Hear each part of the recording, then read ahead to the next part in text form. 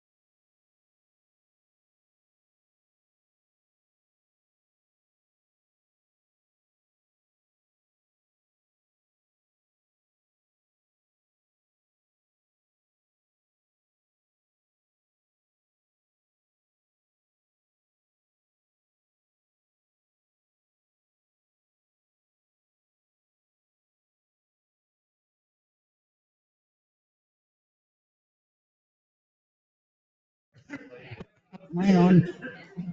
Is mine on?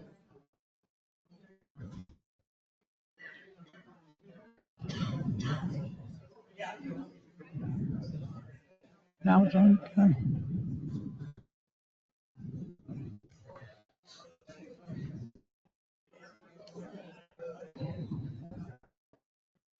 Okay, very good.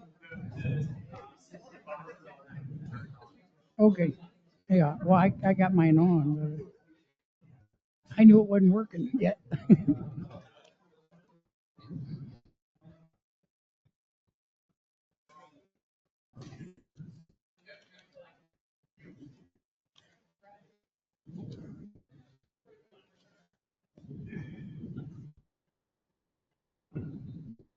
We got a few seconds.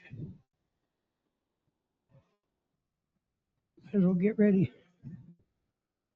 I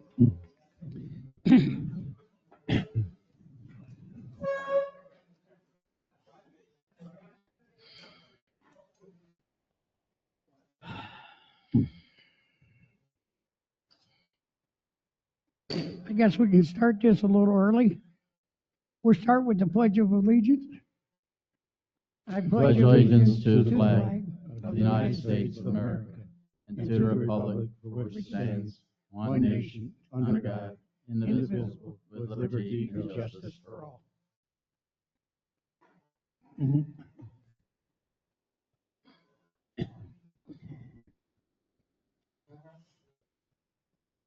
Welcome, everyone.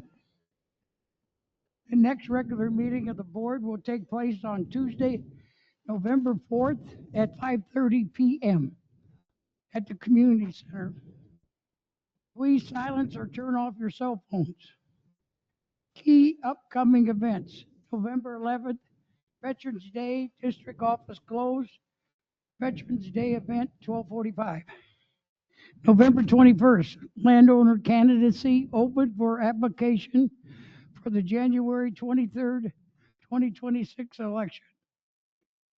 November 27 to 28, Thanksgiving holiday, district office closed. Boz, would you like to, you have some introductions? Yes, sir. Before we get into business, I'd like to introduce, you notice we have two flags up front here next to good old U.S. Glory in Florida and Sun Lake. The first one is Cambodia, and the second one's from Thailand. And what we have here is we have these two interns that are fellows, international fellows. Watt, can you please stand up, please, sir? And Smay. So Watt's from Thailand. Smay's from Cambodia.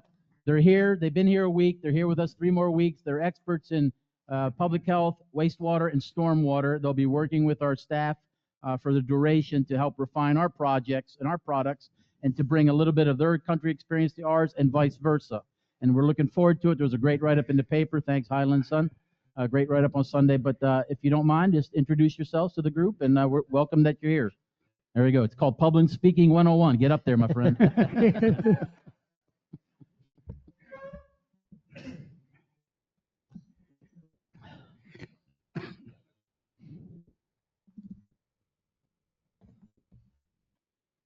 Good morning, everyone. My name is Natawat Batpan. I come from Chiang Mai, Thailand. Now I work as a public health officer and the chief of the public health administration group in the Dongdae Town Municipality in Thailand.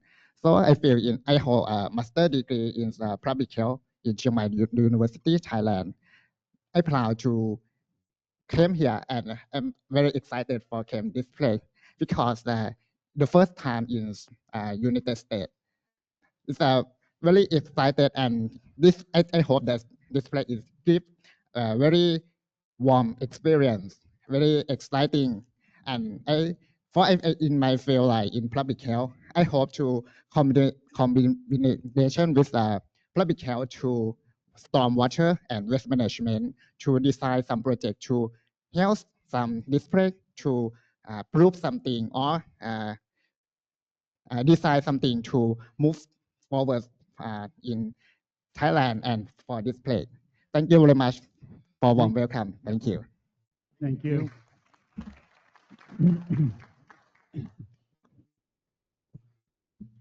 Good morning, everyone. My name is Nadia Smai, or you can call me Smai. I'm from Cambodia, and I am currently an assistant irrigation design engineer in my home country, and my expertise is about the water resource engineering. So I hope that I could bring all my knowledge and idea to Sun and Lake community. So, and also I would like to get any recommendation from all of you as well to bring back to Cambodia.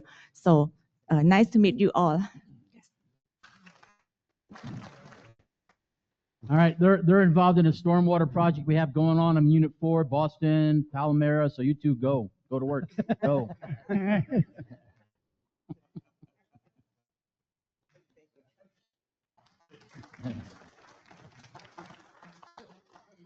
Thank you, Mr. President. You're welcome. Next on the agenda is public comment in general. Public comments will be limited to 3 minutes and may not be answered by a supervisor or staff member. However, all public comments will be captured for the record, and the general manager will address your issue concerns after the meeting within 72 hours. Is there any public comment on anything that's not on the agenda? Good morning. Mark Caramana, Myrtle Beach Drive. I typed up a little thing that I wanted to express. It has been brought to our attention that a board member has been using his position to tell our district manager that he cannot meet with the residents as a separate group. This board member is also using his position to dictate specific questions to be asked on the current district survey. Lastly, this board member has dictated that our GM cannot write articles submitted to our local newspaper. All of these actions by this board member are in violation of our policy manual district bylaws as per the following. Section B, 1800, District Code of Ethics for board member or Board of Supervisor members. The Board of Supervisor member is to refrain from the following conduct. Item 3, threatening, intimidating, coercing, or interfering with the fellow board members, the public at large, or district employees or contractors. Item 4, giving direction to district employees or contractors. Policy manual also states per section B 1108, board members and staff relationship. No members of the board shall give direction to any district employee unless specifically authorized by a motion of the board at a duly constituted meeting or by consensus of board members. As a resident of our community, I would like to ask the Board of Supervisors to take corrective action with this board member to ensure that these violations do not happen again. Thank you. Thank you. Thank you. Anyone else?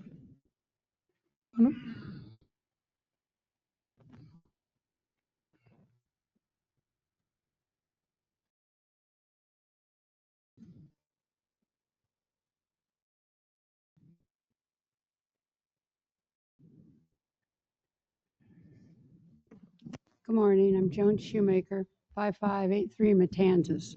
I'm here to see if we can somehow conform to some of the citations and ordinances of the county. I live by someone who's placed an entire length of my side from the 15 variants from the street to the back with bamboo that at this point is now about 30 feet. We consider it a tree. The county considers it as grassland. The county has issued a citation because as grassland through the county, the limit is 4 to 6 feet. At 4 to 6 feet, it has to be cut down, and there's a couple other meetings they'll go to, and at a certain point, they'll receive monetary fines. It can reach a total, as what I have been told on some, as much as $1,000 a day. Well, if Sun and Lake adopted under its the control that it is a grassland, we would recoup the funds, not the county. I'd like to, there's more than one. This isn't the only one, there's more. I'd like to have Sun and Lake look into adopting county rules so we could look at what's going on and receive the money directly. That's it. Thank you. Anyone? Oh, okay. Hi, Jenny Cecil, Pebble Beach Drive. I just wanted to say that thank you for the improvements at the north entrance and the rear entrance. It doesn't go unnoticed and it looks very nice. Thank you. Thank you.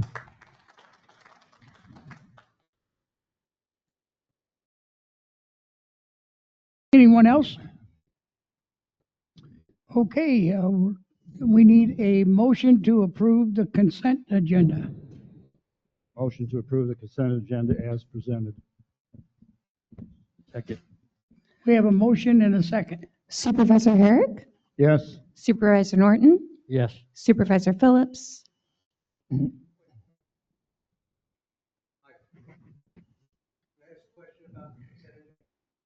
Uh, Boz, I don't think it is. No, Not for consent agenda, sir. you can bring it up later on, Ray. Okay, there's some place in here that you can speak.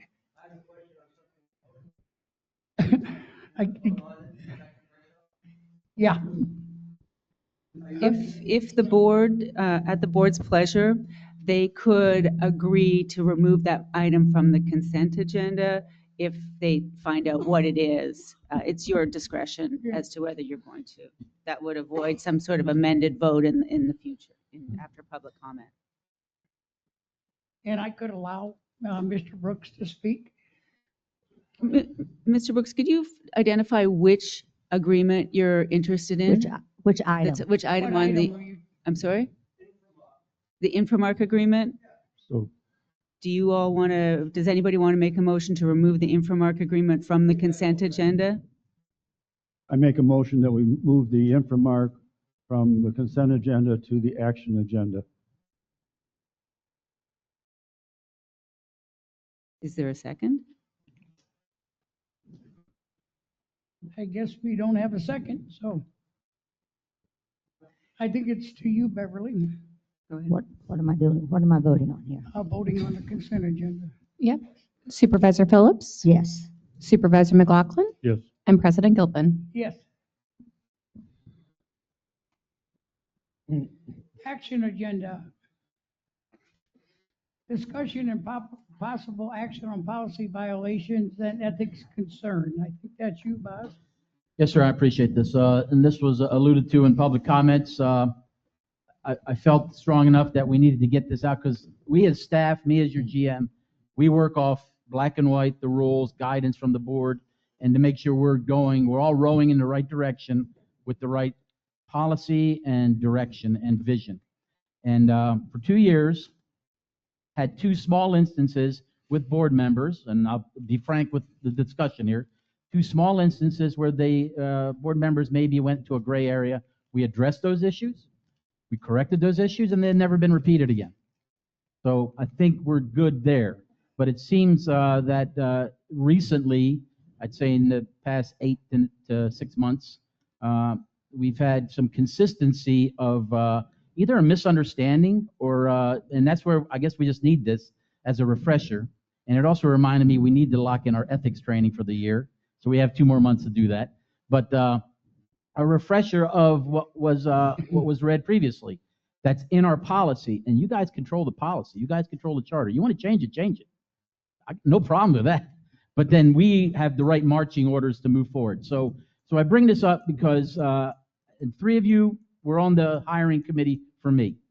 And when I came here in May of 2023, I made it very clear at that time to the interviewing board members, supervisors, that I watched about 1.5 years worth of board meetings, read agendas, read minutes.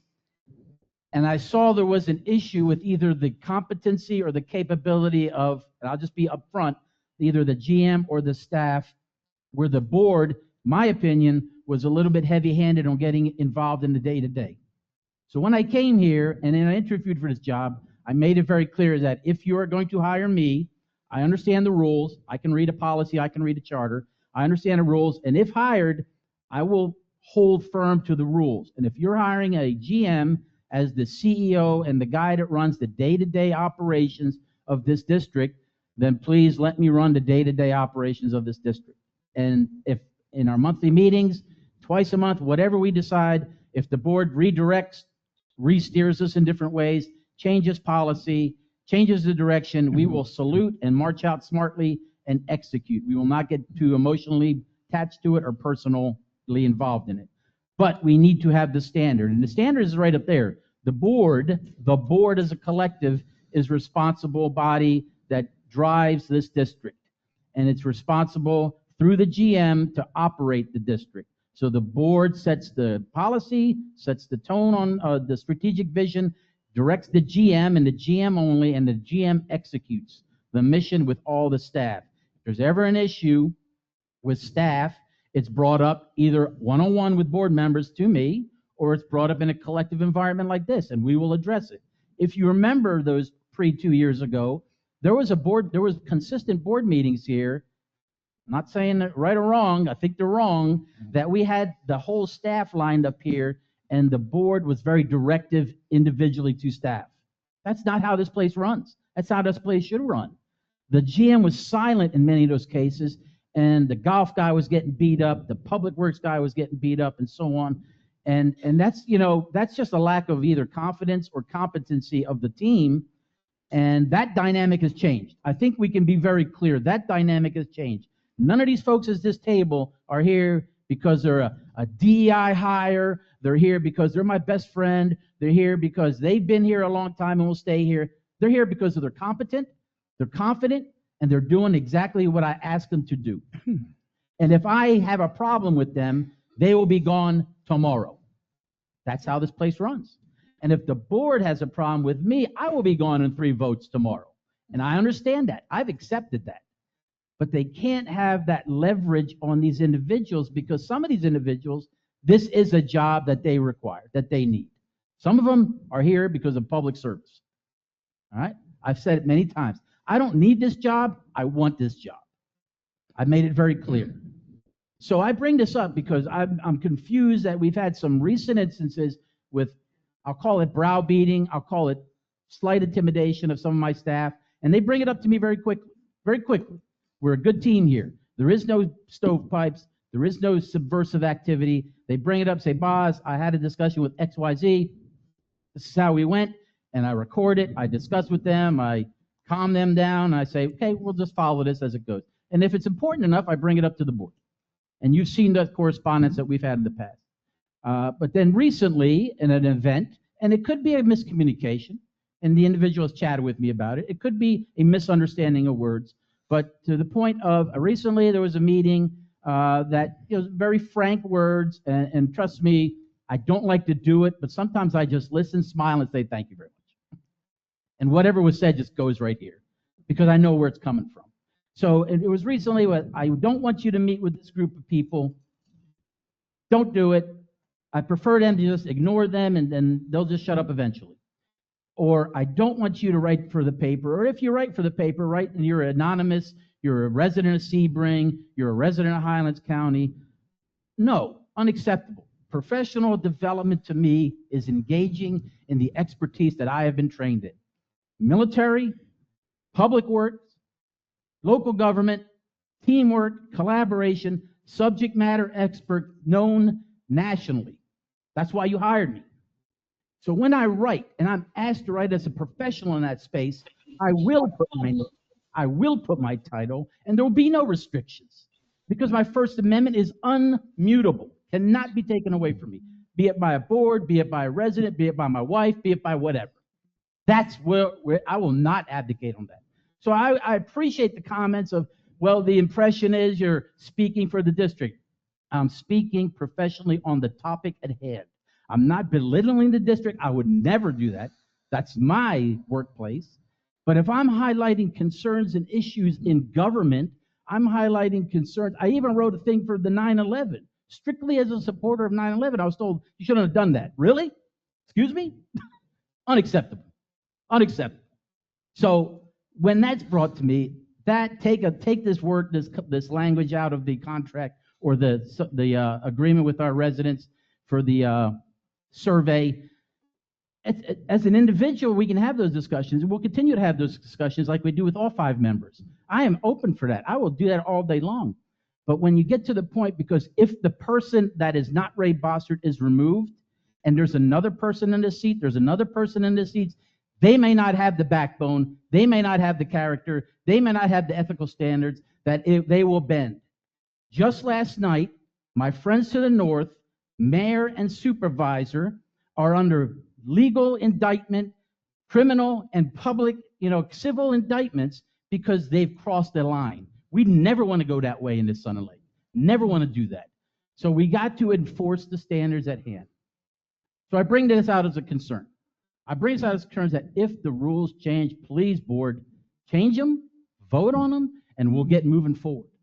But when you come in and you overstate your case, overemphasize your case, and you try to put me on notice and say, hey, I need you to do this, don't do this, don't do this, that crosses the line of a professional discussion. That crosses the line of, hey, this is my opinion.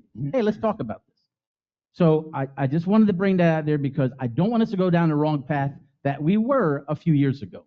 And I'm sorry, we are still correcting the sins of our fathers from 2, 3, 4, 5 years ago because you didn't have the right people in place. You didn't have the expertise in place.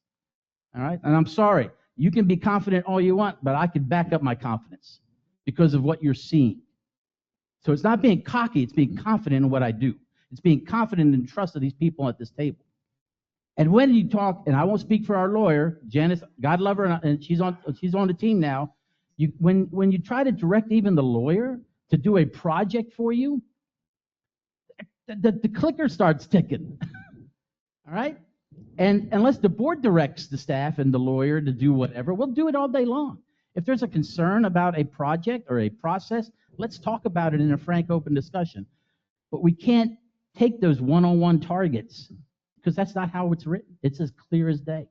So I know I'm vented. I know I just wanted to roll it out there, but I wanted to make sure not only, because we don't meet collectively except once a month, I wanted to make sure the peers understand the issue. I want to make sure my citizens understand the issue.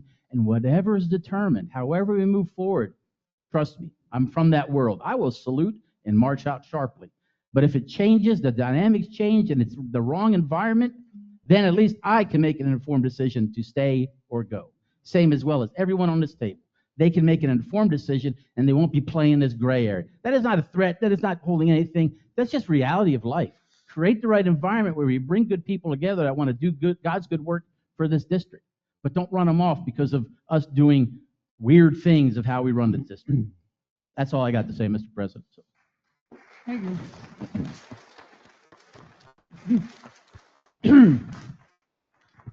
I know we've had one public comment on already, but if anybody else wants, I think we need to discuss it first. oh, okay, we discussed. The board should discuss it first. Okay, that's what the board wants. Discuss. Anybody else got something to say? I'll say something. Go ahead. I am just flabbergasted. How could a board member do something like this? I mean, this is totally against policy. I am amazed. I don't know which board member did it. Who? I didn't just say it yet. I need more discussion. Our policy is our policy, and as a board member, I do not want it changed. Anyone else? I appreciate the speech. Passionate, from the heart. I think this same speech could have been given 12 months ago when I've heard other things similar enacting. So I'm not sure, I'm not familiar with these details. But 8, 10, 12 months ago, I heard the same kind of things happening, and the same level of passion was not there then. So I would have appreciated hearing that same passion then. Well, in my discussions with our general manager on why this was why this was on the agenda to begin with, the facts are that the president came to him and demanded that he remove the questions from the questionnaire, that he not meet with people from the general public, and that he quit writing for the paper. He does not have that authority. It's clearly defined what the president can do, and that's that he runs the board meeting and he signs legal documents on behalf of the board. That is a blatant violation of our policies, that he just gives any direction to any member and any employee of the district. And that's what he did. And then tried to emphasize it because he's president. That did not happen. He asked the lawyer to go back and take all of the proposals that we have passed in the past 3 years and review them. So not only is he attacking Boz, evidently, but he's also questioning the ethics of this board.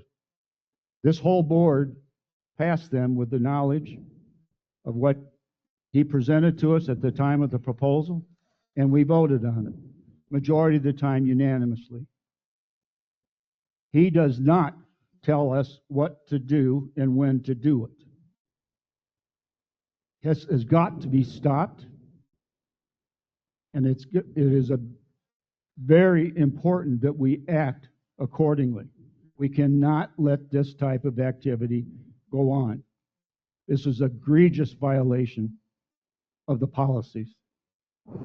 He also, as you'll find out later, asked about our purchasing. It cost us $1,500 for his fishing trip. He's looking for dirt. He's had a vendetta against Boz since the time he got here. He has wanted, he said, to the people in his area, 3 votes and he's out.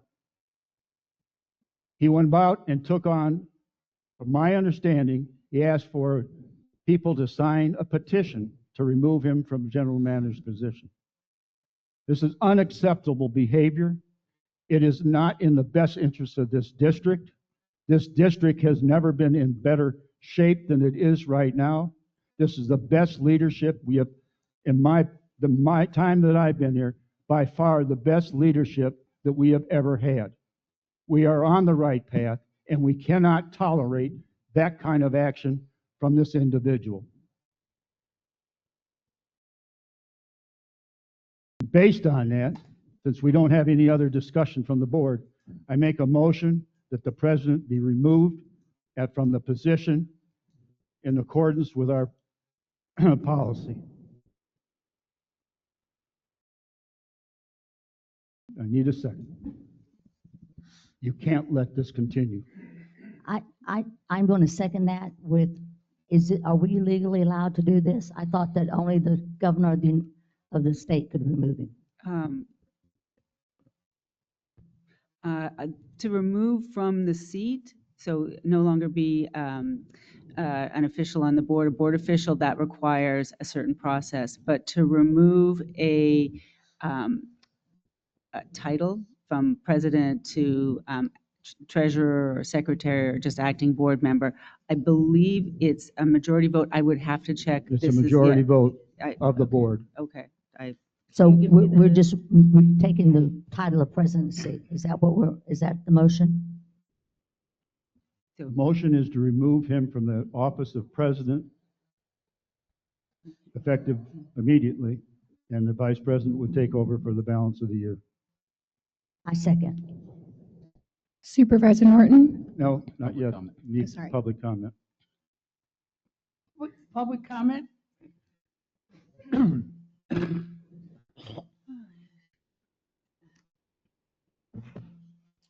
I am Scott Wyatt from Sunrise Drive. Got my timer going today.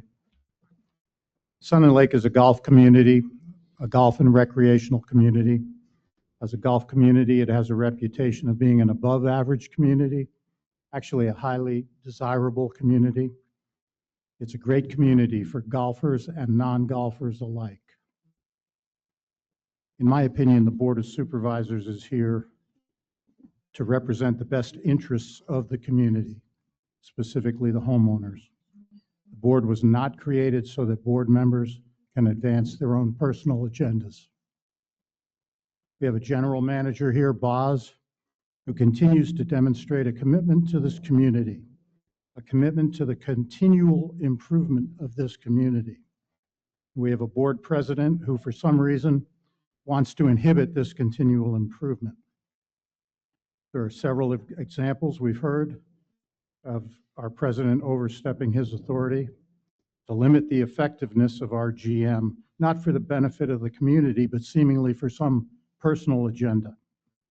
As a homeowner and member of the Sun and Lake community, I find this behavior completely unacceptable. Would suggest that the board and the homeowners of Sun and Lake encourage Mr. Gilpin to step down from the board effective immediately. Thank you. Any more? Any more public?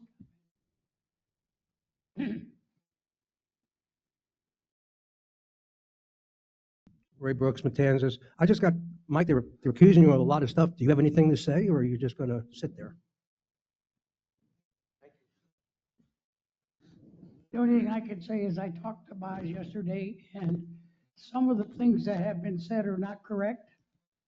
But there was some of what Boz said is correct, and I was I thought I was telling him I didn't like it, but I guess he got the impression that I was telling him, but and that we worked out. But I know, I've been here long enough to know that I can't tell an employee, let alone the general manager. Most of the time that this happens, it's supervisors going after some of our directors and people that are in charge. But I know that I cannot tell Boz what to do.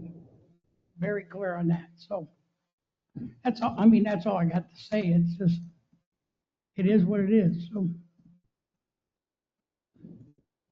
Any other public comment?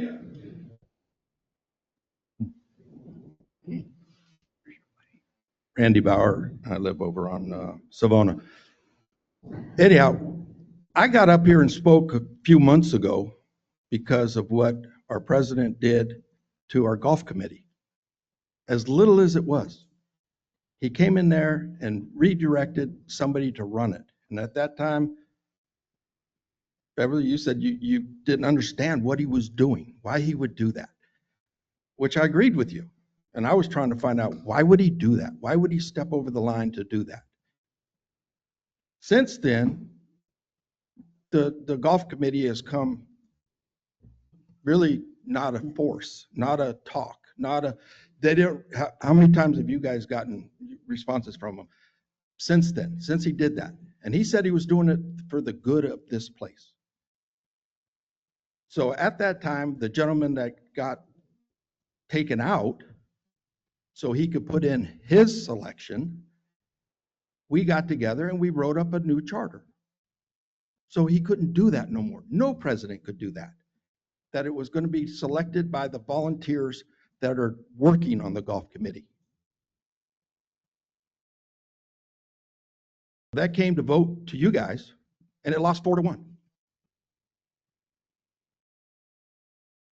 So how long are we going to let this happen? How long are we going to continue to let this one person destroy this place? Or God only knows why he's doing it. He's never said. He never said. What is your focus? What do you want to see out here? Do you not want to see the golf course be nice, but you don't want to put no money into it? Do you not want to see the new pool? Because you don't put no money into it. You vote no on everything that's an amendment, amenity.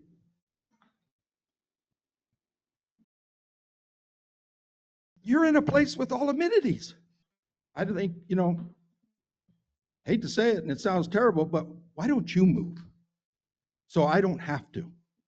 Because if everything keeps going down the way you're wanting it to go, I've got to sell my house. And it's coming at a huge expense to me, where I want to retire. I want to be here the rest of my life. I love this community. And I hate to see somebody, one person, try to destroy it, and by getting a couple other guys to go along with them. So I think you guys ought to really look deep down. Thank you. Thank you. Anyone else? Excuse me, Mr. President? Oh, go ahead.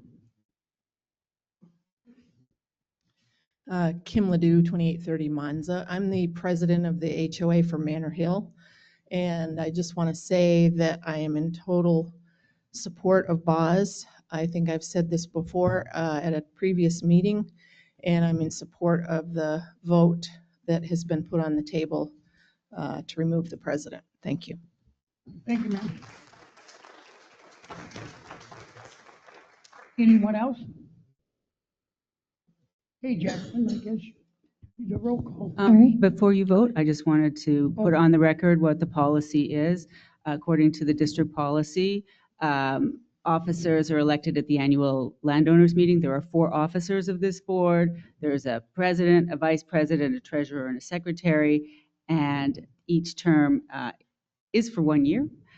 And officers can be removed for cause for a vote of 3 or more supervisors. That's the board policy. And in the event that a board member is removed, that spot will be filled at the landowners election, which is in January. Thank you. So I have a question then. Do we actually have a secretary or treasurer on this board? I'm the treasurer. Secretary? Jack I thought she Quinn said and the Coral. board. I thought she said the board. Get appointed by the board. Got you, okay. To be your treasurer. Yeah, the And the treasurer mo- and secretary may be non-members of the board of supervisors. Okay, Jackson. Before we vote, we're not, the vote is, the motion is not to remove him from the board, but to take him out of the office, correct? Yes. He will still be on the board. He'll He still will be on the have a board, voice. just removed from the office of president. And if you could restate for the record, there is cause. Your motion included a statement that removal for cause? Yes. Okay. All right. Supervisor Norton, No. Supervisor Phillips, Supervisor who? Phillips, Yes. okay. Supervisor McLaughlin, No. Supervisor Herrick, Yes. and President Gilpin. No. Okay.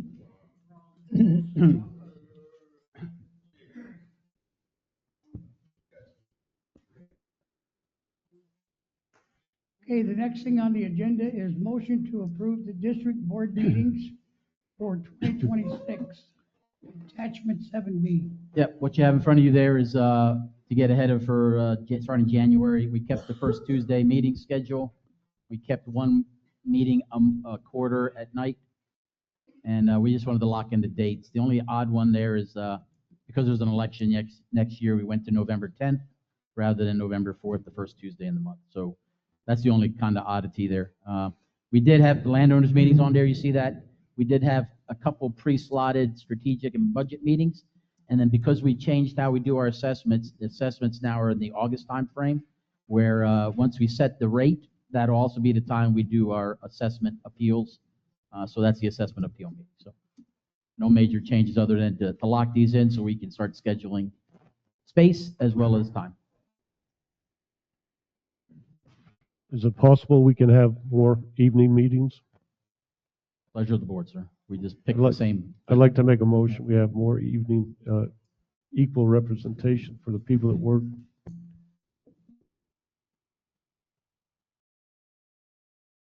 Anybody want a second? I'll second it. Supervisor Phillips, No. Supervisor McLaughlin, Yes. Supervisor Herrick, No. Supervisor Norton, Yes. and President Gilpin. Yes. Okie dokie. So we've approved the dates. You just want to do more night meetings. Right, correct. Can I get clarity on guidance of how many more night meetings other than 4? I would like to say we go to 50/50. Every other month? Every other month. Okay, so I'll adjust this and send you guys a separate copy, Lord starting mercy. every other month, starting in February 3rd. Thank you. Yes, sir. Okay, the next thing on the agenda is the interim agreement with substantially ability partners, Haskell and, You didn't approve. wow. You never approved the board meeting. Do we approve the board meetings? Yes, ma'am. We just approved that the dates are good, but we wanted to do every other month a night meeting. Oh, okay, because you Is that just what we changed did it from the, okay. Yeah, we're not changing dates, we're just doing I every didn't other vote. month a night Okay. meeting. I didn't vote. I guess I did. You Never got- mind. You got Never the mind. votes on that? You got Never votes mind. for it? Okay. All right, Is it clear? we're good, sir. Okay. Boz, I think this is you. Yeah, so this is the interim agreement. This is what you agreed 3-4 months ago with Haskell and Sustainability Partners. Conceptually, we want them to be the ones building our wastewater plant, or planning our wastewater plant, I should say. In the interim, we had started with our previous lawyer. Now Janice got involved. So now we're very comfortable that we have an interim agreement that really lays out the details of the contract, what is expected of them, the payout schedule, the timeline. Very comfortable with it. There's a few sentences we're going to add into it. So recommending we approve the interim agreement. This will give them the green light starting tomorrow. And now we will start seeing some process through them with designing, geo-testing, drilling, very simplistic preparations that we need as part of this project. And at the very end, we'll have a better idea of the firm number for the cost. And that's probably in the spring, summer of next year. We'll get that once they do their work. But at least now we, thanks to Janice, we have some hard milestones and dates to accomplish this. So staff has been very supportive of approving this or recommending approval. If I may, just to add, Sustainability Partners, Haskell and Ardura have been very easy to work with. When the board took a motion in January, it directed staff to enter into the agreements, but through the notice requirements, that lagged a bit. So one of my first tasks was to get this this agreement moving so that the contractor could start with this pre-construction work. So essentially, this project's going to be in about 3 phases. There's this pre-construction phase where they're going to be doing, as Boz said, the surveys, the geotechnical report, the environmental site assessment, phase 1. Those have a long lead time, and it just gets them started, and they're also going to do the design criteria manual. Phase 2 is when they're going to do the nitty-gritty design. That's when they design everything to construction documents, so they know at that point, by the time they finish the construction documents, they'll have a price.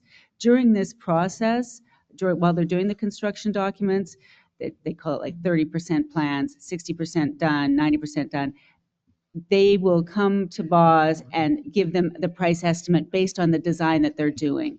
And depending on the district's needs and some of the options, this will give the district an opportunity to look at the costs and say, okay, maybe we're going to scale back on this, maybe we're going to scale back on that. So the district will be involved in developing not only the plans, but also the price.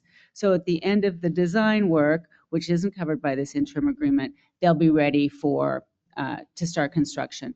This interim agreement was to get started on this early work and set a deadline for when this final agreement is going to come to the board. And we're hoping within 90 days, we can work with all 3 contractors and get together and have that final comprehensive agreement. But this will allow the engineers to start working while we're doing those negotiations. We didn't want to put this off. I just want to point out that in January, they gave a quote of $1.38 million to do the initial design work. And through our discussions and negotiations, they dropped that to 1.56. So that was a bit of a savings. They said their estimates came out. When we asked them to break it down, they were able to, shave some dollars off of it. What you'll see on your desk there is just the last minute comments we had from Haskell, Ardura, and Sustainability Partners. Their lawyers had asked for 2 additional clauses to be added. And what this does, right now it's a tri-party agreement between Ardura, Haskell, and Sustainability Partners. And the way it's drafted is that, they'll be able to figure out among themselves how they're going to develop the work and the indemnification. So it just gives them some protections. It's just a minor legal change. It's not substantive. So I approve that changes to form and legal sufficiency. when you go forward with the motion, for whoever makes the motion to approve the agreement as amended by those two paragraphs, and that will include for the board those paragraphs. We're available for questions if you have any about this. We will basically own the products at the end of this phase. So if we wanted to walk away and put it out for RFP, put it out for bid, we have that ability. So we're not locked in with these three companies for the entire project. So we work that into the language. Proprietary is mostly going to be on us at the end of the day once we pay out everything. And the sliding scale, you have a timeline in there. I'm now able to work with their project manager and try to make sure we stick within those milestones. It could shrink up. They will have meetings separate from these board meetings for the public as well as for y'all that will be ongoing to get feedback, to get desires of the plant and stuff like that. But it really puts us, it takes the product we got from the Florida rural water folks, takes it to the next level to actually put something in the ground. The product we have now is strictly for funding. Now we'll start working on the product to actually push dirt. So. And I believe the approval is by resolution. I didn't Yes, mention it either. yeah, should be a resolution. This contract is cost plus, and aren't we required by our charter to bid for each section of that? First of all, Florida law does not allow cost plus agreements for design work under the CCNA, the Competitive Consultants Act. We are traveling not under the CCNA, which is the Florida law regarding bidding of design work. We're traveling under Florida Statute 265-055, which is for public-private partnerships. It's a carve-out to allow these sorts of public-private partnerships between financing, the designers, and the builders to come together with one proposal. So there's no requirement to bid. We have, under the public-private partnership law, we have noticed that in the Florida Administrative Registrar. You see that notice there, and to put everyone on notice that this contract is going forth without competitive solicitation.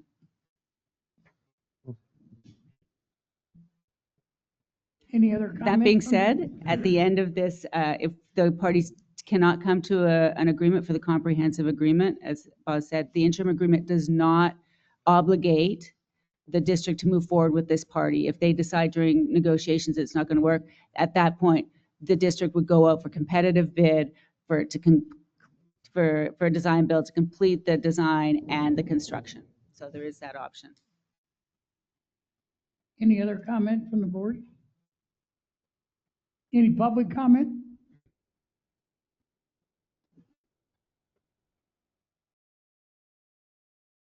Okay.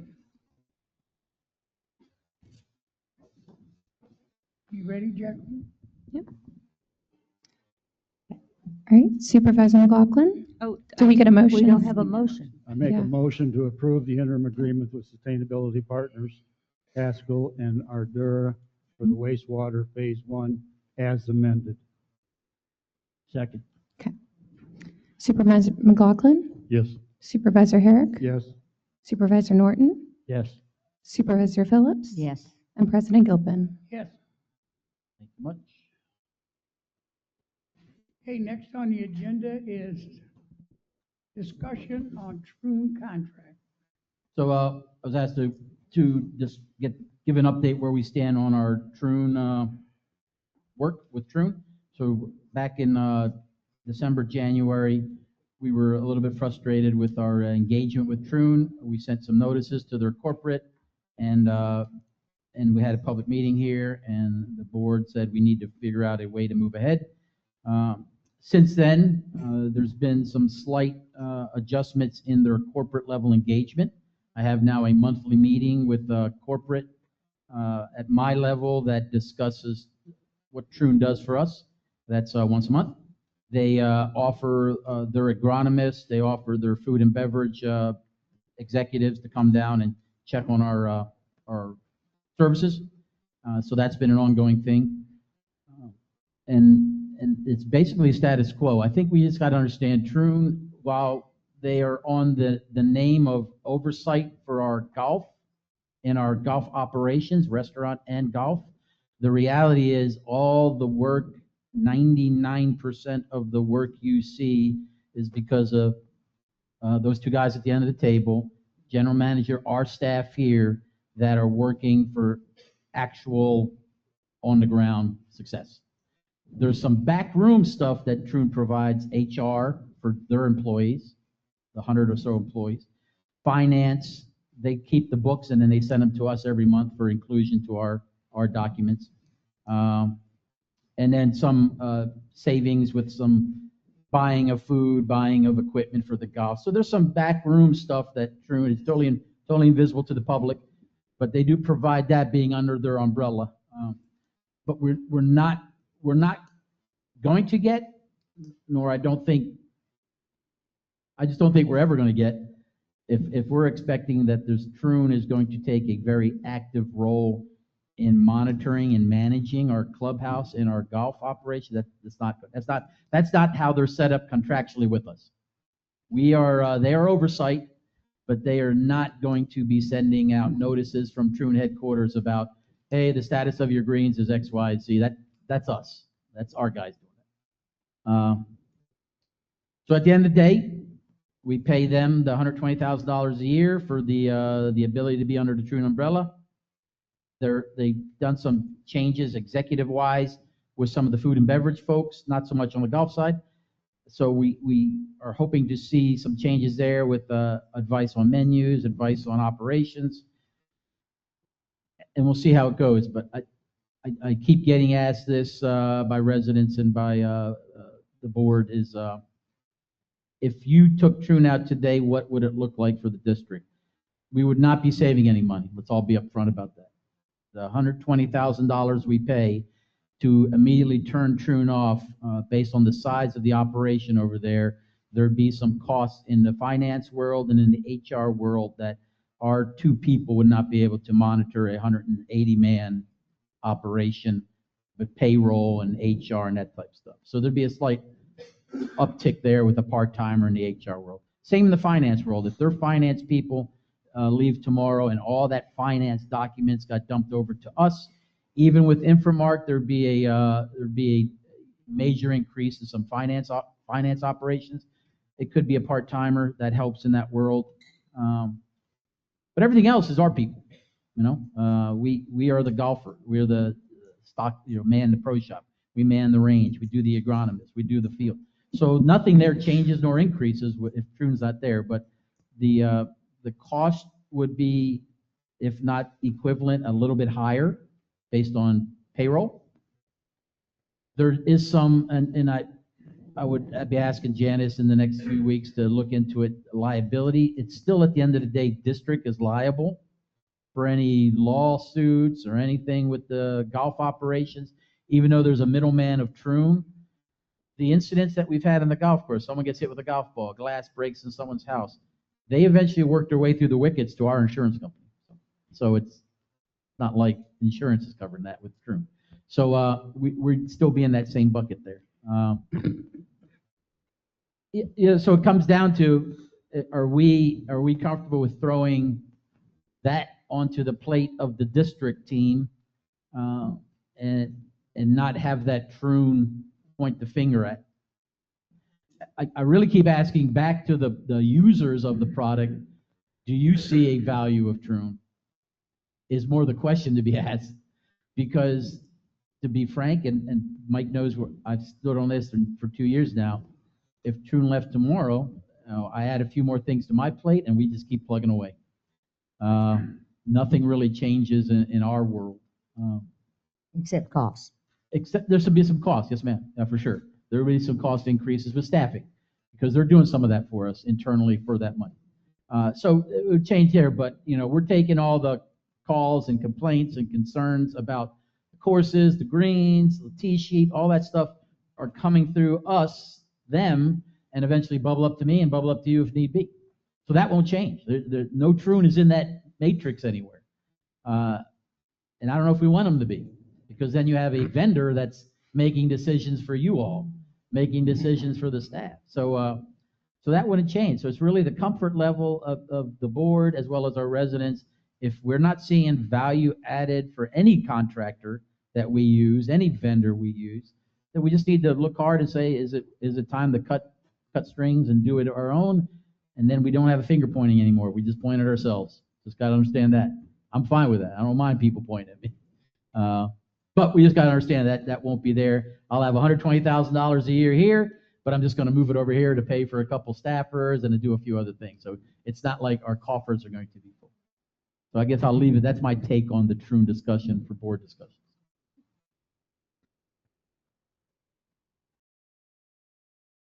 Any comment from the board? Well, yeah. The management of the Troon contract, they're a golf management group. They don't do any managing. All of the improvements that we have seen in the restaurant and golf are directly related to our general manager. They have not helped us at all with the fact that we've had suspect greens for the past 4 years. They haven't done anything to help us with our restaurant and the throughput that's there. We continue to be unsatisfied with their involvement with us and have dictated so, and they come in with a dog and pony show, and then we don't see them again. They don't do anything for us except, as he said, they provide HR. We have our own HR department. They provide financials. We've got our own finance department. They have cost savings. I am relatively certain that through the efforts of a government agency that we can equal any price benefits that they give us. They couldn't even deal with John Deere on the last contract. We had to buy the equipment because they didn't have any leasing power anymore. So what good of it? I mean, come on. We've dealt with them now for 6 years that I've been here, and we've had numerous conversations about the ineffectiveness of that group. And if it hadn't been for Troon coming in at the last minute to buy Indigo when we were looking at different management groups, my vote would have never been to keep them. And I still don't want to keep them. They don't give us anything. We can manage it ourselves. He shouldn't have to be involved to the level that he is right now. And he is. He's taken it over. That's his job, to benefit the people and the residents and the effectiveness of our amenities in this community. And he's done that. And I applaud that. Improvements have been made, but it's just a continuation of the same thing. We don't get anything from them. My opinion. I'm more than willing to make a motion after further discussion. Is there any other discussion? Yeah, your comments are conflicting with the manager. The manager just said it would be no cost saving. I know. And the manager said he wasn't ready to take on that. I wasn't quite sure if they were ready to take on that. So the cost savings I'm talking about is on, they say they save us money on fertilizer. I think we can negotiate our own contract for fertilizer. Yes, I know the $120,000 will be spent elsewhere. I understand that. But I'm saying we can manage what little they give us, the financials and the HR and the, quote, cost savings on food and fertilizer. I think we can negotiate our own from the governmental agencies. What governmental agencies? We are a government. We're a municipality. I know we are. Well, we're not a municipality. We're an independent district, but Well, we're yeah, one step improvement short district. of a municipal. It's a government-run agency. So you're saying we're going to negotiate our own contracts? No, There's some collaborations that we do as a government with either the sheriff's organization. We can buy vehicles through them, golf carts, gators. We go that route and we get the government discount there. Same in the food world. We would have the buying power of a $2 million enterprise here that we would go to Cisco and those others and say, let's negotiate. So we could do, I'm not going to guarantee the same cost level of savings, but we could do it that. It's just more, again, on our plate. That's all. Well, that's my concern is you said you've added a lot to your plate. Can anyone hear me? I can't hear myself. But you said you had a lot added to your plate because of your engagement with Troon. Troon goes away, you'll have that much more on your plate. You want a lot. I don't want to add more to you. And because of that, I don't think the district is ready to take on the additional workload that would take. Happy to think about it and happy to get there eventually. I don't think we're there yet. Any other In all comment? due respect, Greg, this is the second time since you've been on the board, at least the second time since you've been on the board, that we've had this same discussion. And I've not seen the growth in our staff to make me think otherwise yet. It also seems to me, maybe I lied, that this topic comes up when we have green issues. It just seems like, okay, they're pissing us off, let's bring it up again. And it just, right or wrong, that's what it seems like to me. It gets brought up when we have green issues.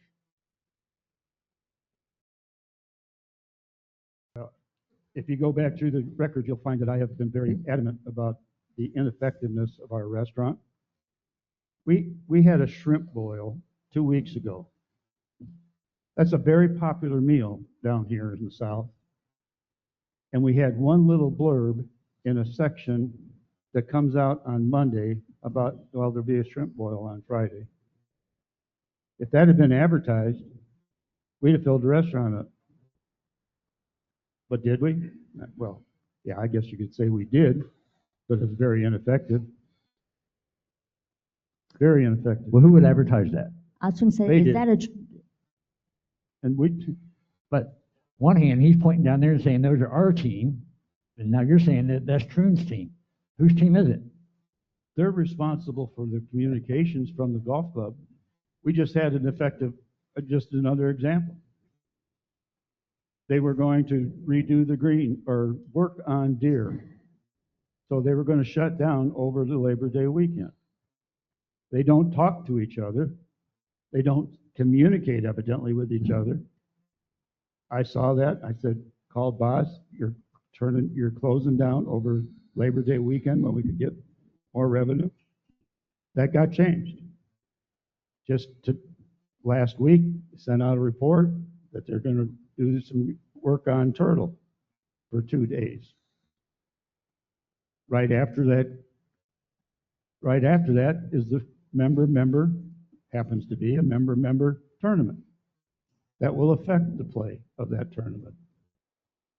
An outside individual or a citizen called and told Boz, again, that got moved because they don't talk to each other, evidently. He can make that happen. He's already addressed it a couple of times. I mean, it's just, and then even after they canceled the Turtle thing, they didn't admit that they canceled it until late yesterday. Or maybe that was, I don't remember when I saw it, but it was well after the fact. It's not being, they're not effective. And I hear you, and I agree. You mentioned it before that the restaurant and that stuff has not always been supported. So I totally agree. From where I'm hearing, though, it sounds like you might have more personnel issues than Troon issues. Well, but that provides him the opportunity with no third party. He's in control. Third parties and they have problems when you don't have control. I don't agree with all of those statements. I get emails every day talking about fabulous lunch menus specials that are on every day. Karaoke's gone. I get emails about them all the time. We've got signs all around. I just don't see how they're not advertising.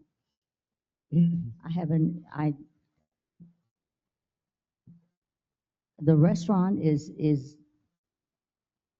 I wouldn't be interested in a shrimp boil, but I mean, we've eaten out there. They have specials every night, and she has different lunch specials every day, Monday through Friday. Vice President, would you move the mic away from your mouth a little bit? It's really muffled back How's that? Okay? Is that better? Yes. Sorry. I probably don't need this mic to speak. Any other comment from the board? My only comment is, it sounds to me, and Boz, you can probably answer this, you're proposing, or we're discussing just two options? We're discussing two options? Either Troon run it or you run it? Is that what we're talking about? Well, yes, sir. We're at your comfort level with Troon running it and how that's going, because they do that now. And if there's dissatisfaction anywhere with that, the only other option is not to get another company. We don't want to go down that road. At least I wouldn't recommend it. Why don't we do that? I would not recommend it. And why not? First of all, we're in a challenging area to find a competent company that's going to come manage our golf courses in our area. Yes, we could put it up for RFP and see who comes to the door. You will be abdicating a lot of power with revenue, because any contract will be not only the revenue or the cost to run it, there will be a percentage of revenue they will expect. That's just the standard practice in the business. That's what Troon does now, right? No, that's what they used to do. They used to do. We changed it to now it's a flat $10,000 a month done. So, but any new discussion with any new company, that would be a big part of the discussion. Is they won't worry about the fee, they want a chunk of the revenue, and then you will abdicate some of the power of how we do that. So that's if we went with another company. I'd be again. I mean, if the board wanted to do that, we can do that. But I think to Mr. Herrick's point and to point, it is very difficult to serve two masters in any job. And the reality is, Mike, who do you work for? Okay, so he knows the answer. And that's exactly right. He works for the district, the general manager. I work for you guys. That is clear cut. And that's the entire 100 folks over there. They know that chain. But it is odd that we have this middleman, Troon, that in a way owns him as well, because he's a Troon employee paid by the district. So that at some instances could be confusing. And I think Mike manages it well, because he's at the beck and call. I say, let's have a meeting, blah, blah, blah. So that is a little oddity that's in there. And for me as a GM, Troon does not have I'll use the word desire or interest. They do not have that, where if I have any issue with the golf or the restaurant, I'm sending a note to Troon to resolve, even though I would do that for every other contractor that we would have working for us. Because that note would just simply be, we'll go talk to Mike. Be honest. Then that's just my take on that. I'll have great discussions with Brian. I'll have discussions with their executive team. We'll discuss it. But where I would hold that entity responsible for all the actions, that's just not how they're set up for it. Now, if you want me to work on a new contract that we can put that fidelity in there, if you want us to do something else with Troon and to get them more vested, we can do that. We can go down that road. They've made it very clear there's cost increases and everything, because we have a pretty good deal concerning them. So it's really the satisfaction level that you have as the consumers of those enterprises. And if it's non-existent, if it doesn't even hit your radar screen and you're satisfied, then it is what it is. And honestly, it's me. I tell her, cut a $10,000 check every month, and that's what we do. That's what we do. Okay, well, thanks for the clarification, because in my mind, we weren't, I mean, we already voted 3-4 months ago to keep Troon. Yeah, we did. Yep. And it's every time, it's not great that 3-4 months later, or all during the time, we're hearing stuff about the golf course and this and that. And my support really is with them right now, just because the options, we don't have many options. And I guess in the future, if there was more options, maybe I'd listen more. But that's only, again, my opinion. But that's it. Is there any public comment? Ray Brooks, just a couple of things. Boz, the contract that was renegotiated, how does it affect if we were to release Troon, the employees of Troon? Are we able, what would be their situation? The contract negotiation that we mentioned, we cleaned up the language. We stuck with the 6-month extraction clause that's in there, but we did remove all the you can't rehire the employees. All that language is done. So if we did go on our own, then on 6 months plus 1 day, we would rehire every one of them, and there'd be no clause against that. Where there was. So if we let Troon go, I mean, these two guys, we could hire them and wouldn't even miss a beat. Every 103 employees over there would have a job on day 6 months plus 1. If they Because choose. I'm not looking at it as a, If they choose. if they choose, yeah, I'm not going to force it. That's not. You're If they exactly choose right. to stay with us. If they choose If to they stay with choose. us. Right, well, that's fine. But the previous contract, we were negated from doing that. That's fine. And Mike, you may help me on this one. I'm not sure. I believe that the benefits of all the discounts that Troon gives us was quoted at about $60,000 a couple of years ago. Is that not correct? So we're talking about all these discounts is worth $60,000, which I know you guys all know, right? Right. And then the last thing is, if you guys report to Boz, do you report to Troon, Boz? Not at all. Not No, at all. you don't. So who reports to Troon? If nobody reports to Troon, why do we have Troon? Thank you. I got a couple of comments as well. Mark Carmona again. Mr. Norton, you're concerned about having to rehire some other people Not in really. order, No. you had expressed earlier that it would be a lot of demand on Boz. Yes. All right, it would. So if he hired somebody else to help out in the HR department and the finance department, he could utilize that $120,000, no problem, to do that. So I know that's a concern that you had.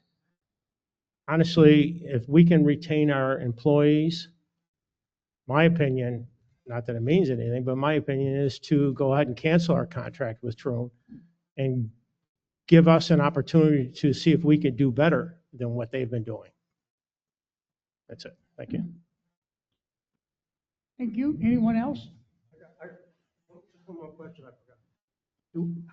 Are we capable, do we have the staff to support taking over their people? No, the positions that I mentioned, an HR assistant, finance assistant, they'd be, and a marketing person, because Troon does marketing for us. I mean, we've been talking 2 years and getting ready for this. That's why I was wondering. And we've hired a lot of people. So all those Yes, sir. people that we've hired, we're not any closer to taking it over, or That's a what? perfect example. So the growth in those departments was really focused on relieving eventually Infomark as another vendor that we weren't satisfied with. Yeah. So we're at a point, other than the accountant, that we could cut Infomark away tomorrow if we wanted to. But we have to get an accountant. We're still missing that. And I'm not going to get an accountant for $50,000 a year. So Nope. Infomark's a necessary evil. If the guidance of the board is get to a point where you can do what Troon's doing for us, then I still would have to hire 1 or 2 people, because that's an additional 103 people that come on that these 2 teams don't have nothing to do with right now. I thought we already had this conversation on the previous board. It was to build to get rid of Infomark. It was never. Preparing the district to be able to take over if necessary. Yes, sir. Did we have those conversations last year? We did, but I was never directed to build the team out to get rid of Troon. Let's be honest, sir, I wasn't. We weren't. We were directed to build the team out to get rid of Infomark. No Right. one ever said, build your team out to get rid of Troon. You might have said it. I didn't hear it from 3 votes over here. So if that's the guidance, I'll do that, and I'll bring back to you, I'm ready.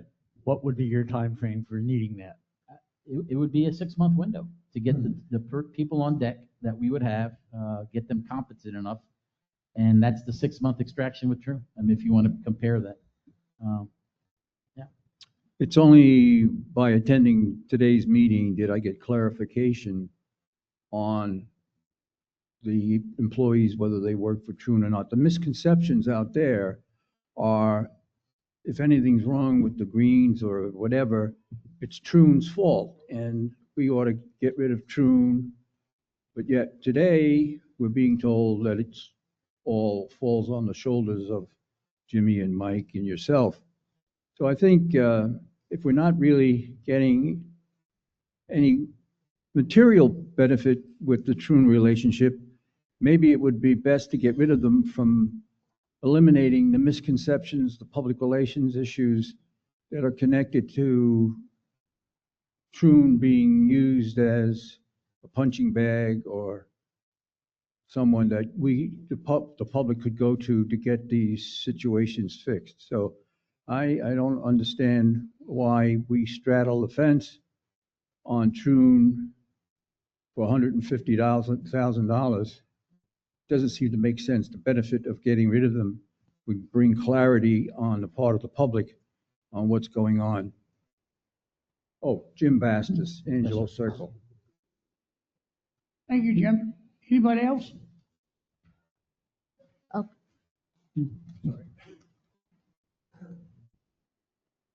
I would just like to throw out that I think if we were to go down the road again of taking over here, that we just need to be clear with regard to employee retention, if there are any potential issues there. Are we at jeopardy of losing any employees? Probably some, but certainly we don't want to lose key employees. And is there some perception on the point of the employees that would cause them to be more uncomfortable if they weren't working for Troon, if they were working locally? Or perhaps it would be the other. They might feel more comfortable with the local people in charge rather than Troon. Thank you.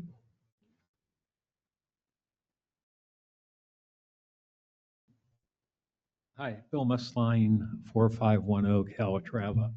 The only question I have, and this was brought up with Boz, we cannot hire Troon employees for 6 months? After the contract ends, we can hire them on the very next day. Yes, sir. The very next day. When There's a does it- 6-month extraction clause that we would have to give them 6 months notice. At the end of the 6 months, all those employees, if they choose to stay with us, we could hire them. The previous contract, that was not allowed. We changed that. Okay. And when does the contract with Troon expire? It's auto renewal. We give them 6 months to depart. So we don't have any time frame on that? We don't. I mean, yeah, I think it's actually November, something like that, I believe. It's just an automatic renewal, is the way it was written. Because they gave us a 6-month clause to end it. So they didn't care how long the term was. Do we have a plan in effect to replace any employees that may not want to come to work for Sun and Lakes? If they choose not to work. Right. We would just- Because yes, all sir. of a sudden, there's a lot of employees, some Sure. might be very loyal to Troon. They might want to go with Troon and other, venues that they have. Do we have a plan in place to keep things running smoothly? Since it's our HR department that does that for the rest of the district, immediately upon a change in contracts, I would task HR to start the process to fill the gaps of people that notice us that they will not stay with us past 6 months. We do that every day for all the other positions, directors and everybody, so. Yeah, it seems like a lot of employees, and I don't know what percentage would leave, but I would hope that we would have a plan in place. Thank you. Yes, sir. Thank you. I have a question, maybe for legal. Are we allowed to ask if they would stay? I didn't think we were. I didn't think that we were allowed to talk and ask that question.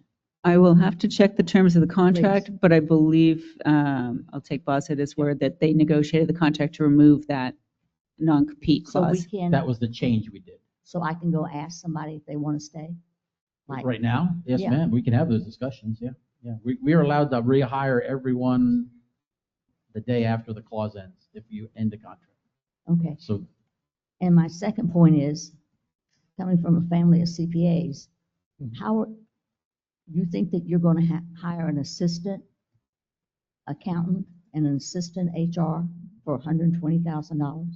Oh, no, I didn't say Plus that, ma'am. I benefits? said it's not going to be, we're not going to save any That's money. not gonna be even Part-time. close. Oh, the part-time also. Yes, you're right.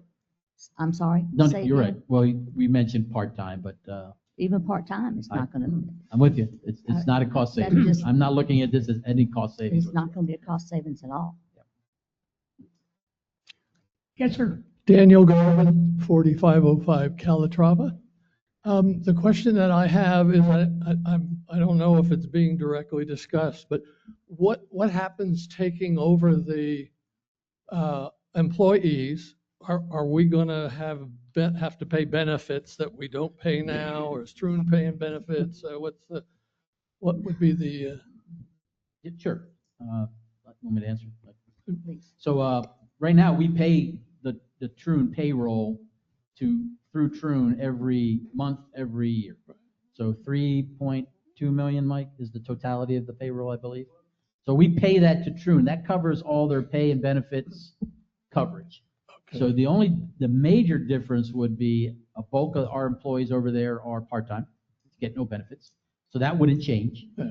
We would just look at, we'd be forced to bring them to the $15 level. But the bulk of the changes would be those senior positions, the Mikes, the Jimmies, the others, they would become district employees, and there is a difference in benefits more so than pay. So there'd be an uptick on that side for the higher level employees, not for the part-timers. That would be the same. So there's an increase there in cost. That we wouldn't see that now because Troon does not offer the same benefit package that we do. Okay, so we're not paying that now indirectly? Nope. Is that, no, okay. So We are, but it's for a lower level package. Yeah. That they choose to work for Troon for that package. Yeah. So I think if you ask frankly to the staff over there, the full-timers, and even the part-timers, and I think we've asked that in the past, at most levels, it's invisible who that higher person is. I'm not talking about these guys. These guys, they're higher level Troon, that Troon can move them around corporate world and would do that, I think. But for the server, for the greenskeeper, they can get a job anywhere. Yeah. So that would become additional cost. For the benefits package for the senior 20 or so workers, there'd be an increase in cost because I would be forced to give them the district benefits package. Right. And it's 20 or so, is that what you said? 20, how many of your full-timers? 40 full-timers? 40, okay. Okay. All right, thank you. Yep. Anyone else?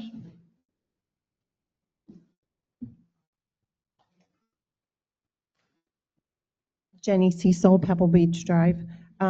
Just for clarity, Boz, did I understand correctly that you don't feel that you can get the answers from Troon that you get from your other groups that you work with? The answers When- come from the staff.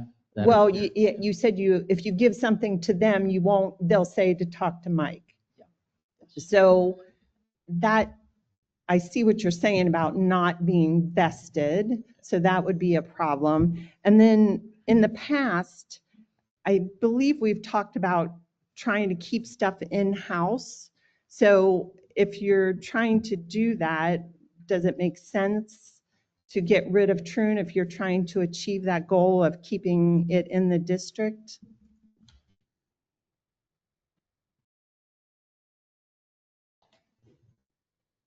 Anyone else?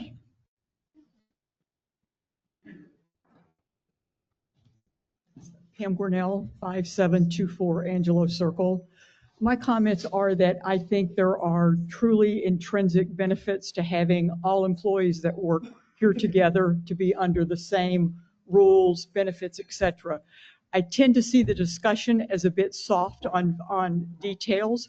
My recommendation would be for Boz and his staff to look at in detail and provide a summary at the next meeting or a future meeting of truly the cost to the district, both in the financial side and also if there is any intrinsic value to maintaining Troon. Because I think I'm getting a sense of 120,000, honestly, in today's world doesn't buy you a lot. So if we're not getting a lot, we're not paying a lot. But I think we do need to know benefits costs can be expensive, but yet there's also a ability now for staff to move from a part-time restaurant server into another full-time employment more easily if everyone is working under the same management, under the same rules. So my recommendation is that we take this topic, look at it with a more detailed analysis, come back, present that, and then be able to make a better, more informed decision on both the financials as well as the intrinsic benefits and or disadvantages to making a move from Troon. Thank you. Thank you. Anyone else? Okay, since I guess right now it's still a discussion, I'm not sure if I can do this, but can I offer those two to say anything if they want? Oh, sure, yeah. Quick. You guys have anything to say?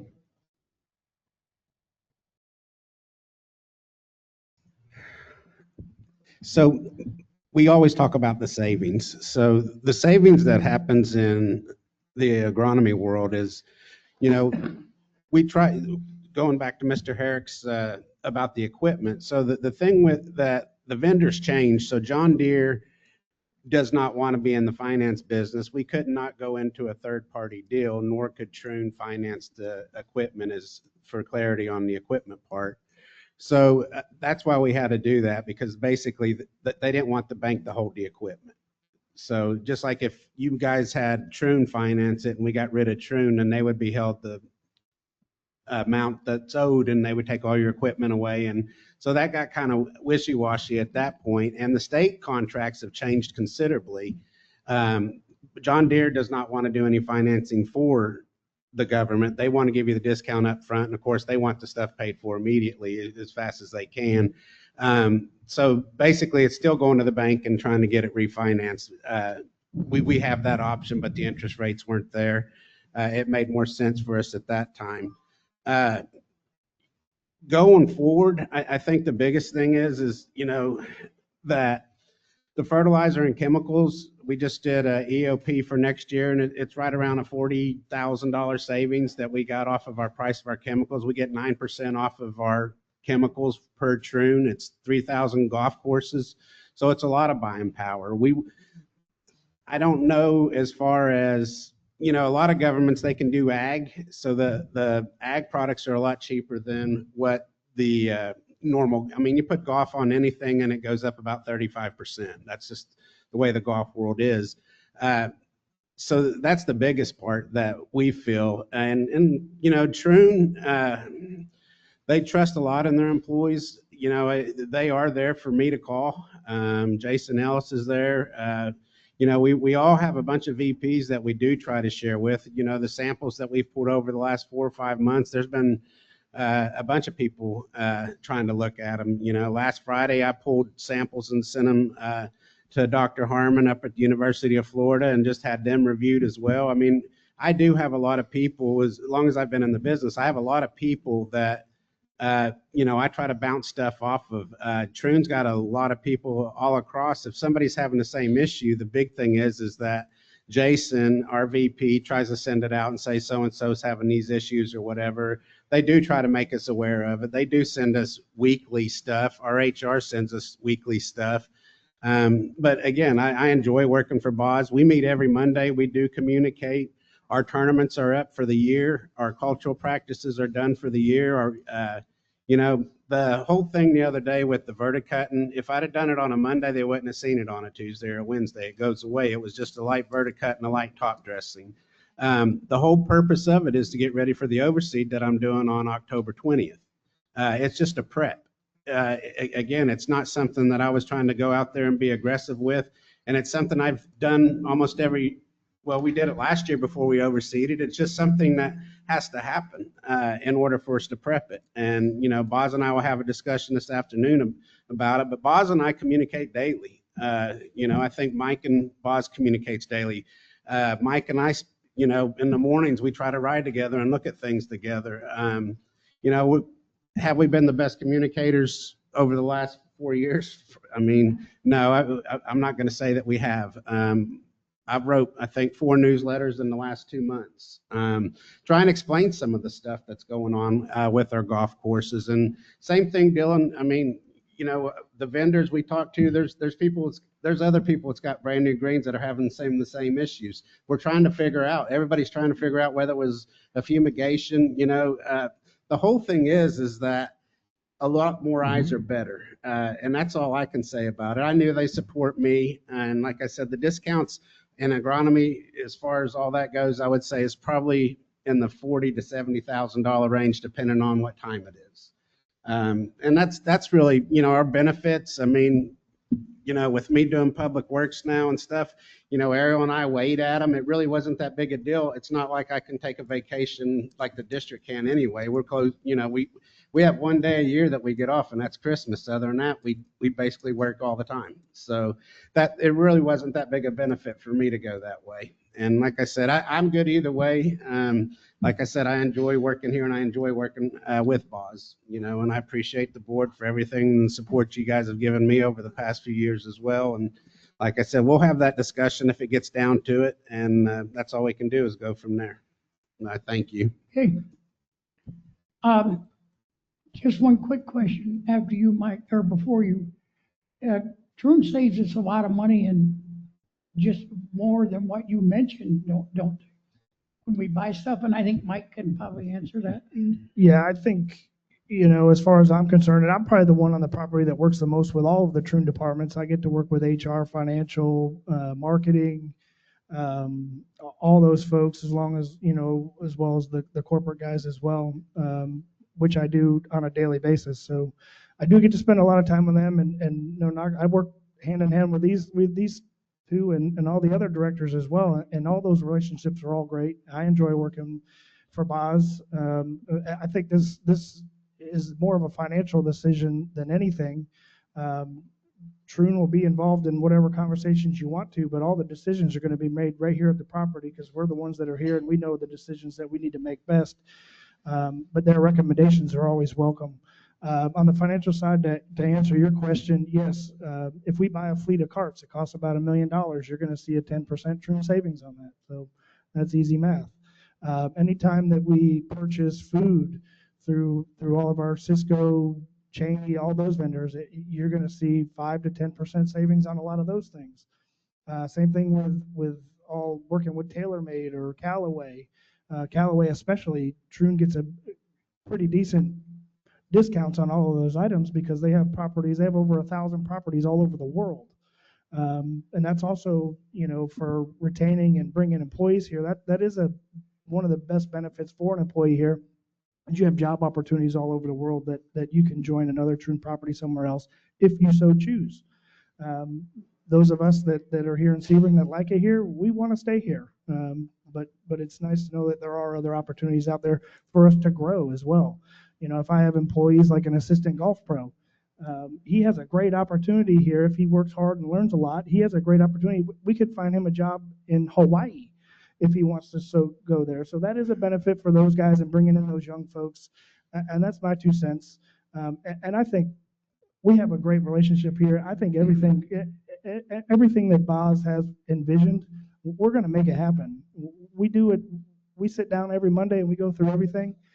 We're not losing any oversight or any control. The control sits at this table here. And that's all I have to say for that. Thank you. Okay, thank you, Mike. Any other public comment? I mean, I got to bring this up, Ray Brooks, I got to bring this up for what it's worth because you guys never talk about it.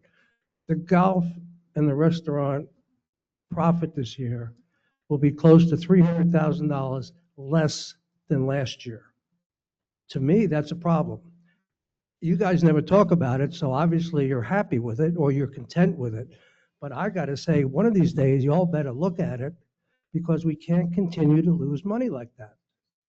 Not blaming them, I don't know who to blame on this, but to let it go to the extent that you guys have let it go, I don't think you're doing your job.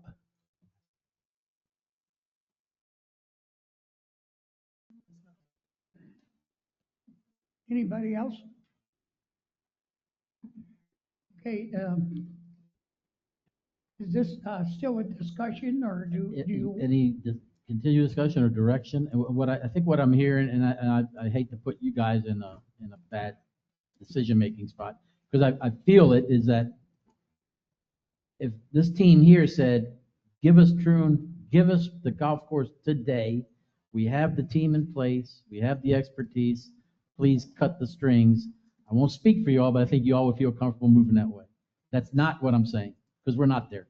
No. What I would offer is that working with Troon, Brian and the corporate team, I need to do a better job showing you, explaining to you on a monthly basis, what's Troon doing for us?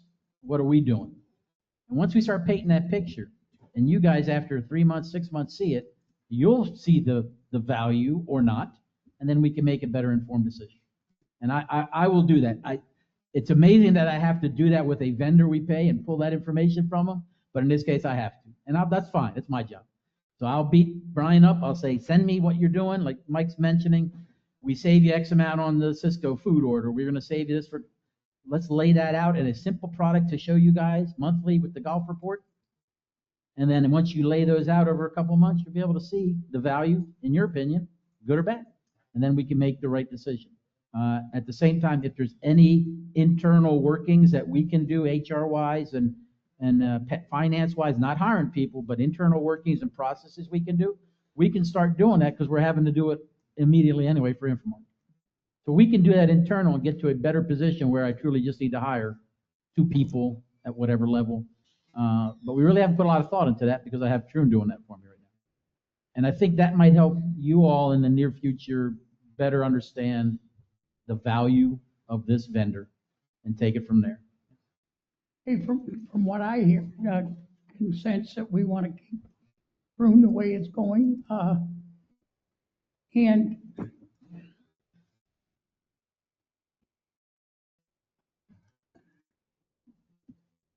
I don't know. They have a lot of benefits that we can do. Of course, I would like to see the golf course better, but I think they're doing the best they can do. So I support them strongly. And two, Boz, I wanted to ask you if I kind of see the same stuff Mr. Brooks talks about. And I'm not going to sit here and argue, but if I hear from you what he's saying, that might make a difference. But I don't hear that. So and and that's, again, I don't want to get into a big discussion, but I think I see the same thing Ray does, but I don't see any concern from you. Understand, and we're wrapping up we wrapped up our 2025. We'll get those numbers from the accountants, and we'll see the big picture.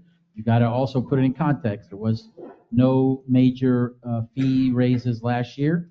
We had a Milton storm that tore up our courses. We had to throw money in there that was not budgeted for, and we haven't got any money back from FEMA yet, or insurance. And so once that money comes back, it gets replenished in the coffers to show you that we had to throw money at it. We had to buy some pumps for the pH. We had a cold snap, you all remember, in that January timeframe that shut down, not only not shut down, but a lot of people didn't go to a restaurant. A lot of people didn't play golf. So there's some impacts because we just have a living and breathing entity called a golf course operation. And yes, if I saw it as a massive red flag, trust me, every month I'd be raising the red flag. I'm waiting for the final numbers. We'll present those to you next month, I hope, once we do our summary of 2025. And we've done some adjustments in our 2026 for that to try to get ahead of it. We foresee revenue being, if not the same, higher, and we're really managing costs. But I've chatted with Mr. Brooks as well as others about this, and yeah, there's some spotlights of concern throughout the year, and it's just how we generate revenue. We generate all our member revenue in the first 2 months. We never see a member dime since then. We have public play from there. Same with the district. We generate assessments. We don't see assessments the rest of the year. So financially, it looks like there's nothing coming in, but there's a lot of expenses. Well, yeah, but we have our money in the reserve. We have our money in the checkbooks for our golf course. So it's an interesting thing to follow. We track it daily, weekly with the reports. And I will definitely be raising a flag of major concern when I see it as a major concern. Not to discount anyone's opinion, sir. Trust me, I'm not discounting your opinion, but I would raise it as a major concern at that time. Well, I just wanted to bring it up so you understand. You know, we can't talk to each other. At least we're not supposed to. We can't communicate. We got to communicate through you, and if we don't hear anything from you, I know how that works, you know. I don't know, so it just communicate with us more if you can, and you just answered Just it. need to know the level of communication you desire as well as the other board members, sir. Yeah. I mean, I try my best. I can't tell you the 1,000 things we're doing every day, but we'll do that. But if there's anything specific, deep dive on financials, please, because I'm going to task her and her department to put together an update. And individually, you guys can come in and we can put the books out and show you. We're totally open to that. Yeah, well, Even for residents. I'm We'll do not, that. I'm not saying you're not, but it's just difficult for us I got you. Yes, sir. to just right out of the blue bring it up, and it might be, I might be the only supervisor that wants that, but I don't know that, so you do. Gotcha. You can find out. Yes, sir. Yep. Okay, that's all I have. I'm all confused about, you guys see the numbers every month. I assume you see them every month. I see them every month. Boz and I have had conversations about this going 6, 7 months ago. What I don't understand is why you guys never have a conversation on it. It's a third of our business in the district. So maybe you ought to take the golf financials out of this stupid consent agenda and put it into an action agenda, which will force you to have a conversation on it instead of just voting yes or no every month. Just an idea. Okay, anyone else? Does the board just want to move on and that's it? I gave you what I would offer that you'll see in the next few months, unless there's specific direction otherwise. I'm comfortable with enough guidance right now. Yeah. This will be brought up again soon. Wait, you're going to see a product every month that's going to show you the value of the Troon Okay, contract. well, that's fine, but And just. then so if we that don't- drives a future discussion, we can do it that way. Okay. Okay, thank you, everyone, for your comments. Next is add-on items, Nothing this month, sir. petitions, and communications. Nothing this month, sir. Staff reports, you start with Janice. Good morning. I just want to remind everybody that we're having a shade session scheduled for 11 today, so I'll try to be very, very brief. First on the agenda is the purchase and sale agreement for the Unit 12 properties. This is pursuant to an option agreement that was executed in Janice, 20. just wait a minute. Just wait till everybody All gets the out. squeakies. Sorry. Yeah, that's okay. Sorry. All the squeakies. The shoes. You're right. I was like, did they do curling here, shuffleboard or something? Like, yeah. Okay. All right. So as a reminder, this board entered into an agreement with Ramsidor LLC for the purchase of 1,081 vacant lots. The agreement was entered into 2021. It gave them an option to purchase. The buyer exercised his option on August 10th, I believe, 11th. And so he's now moving forward to buy 1,000 lots in 3 separate purchase and sale agreements. There's 145 lots for a purchase price of $286,541. 312 lots is the second agreement for $120,000, and the 24 lots in the third agreement for 9,230 lots. Per the option agreement, closing is scheduled for October 10th, which is 60 days after the buyer exercised his option. The district won't collect maintenance assessments for 2 years or until a county approval to replat or resale. So in the option agreement, the district agreed to hold the maintenance assessments in abeyance for 2 years. That was in the agreed to already. There was nothing we could do about it. So that provision is in the purchase and sale agreements. However, upon replat or sale of the property, the purchaser will make the district whole and will pay all the assessments in arrears. One thing that wasn't included in the 2021 agreement was the wastewater assessment that was adopted in 2024. We went back and forth with the buyer who asserted that this assessment was also to be held in abeyance, but through the express language of the contract and constitutional prohibition for this board to restrict its taxing authority, they backed down and they said yes. So they will pay the wastewater treatment assessment that was adopted in 2024, but not the other ones will be held in abeyance. And the district is to provide the estoppel certificate. We just had notice from their attorney the issues with the estoppel certificate, so we got a couple days to work that out, but this sale will close on October 10th. We are recommending approval. Janice, I met with Boz yesterday, and I forgot to ask, and Boz, I'm sure could interrupt you, but how much acreage do we have left, or how many lots? After this sale, we're down to 1,000 district parcels. Okay. 1,100 or so. Are they on the south side? Everything now will be on the west of Cortez. Okay. Yeah.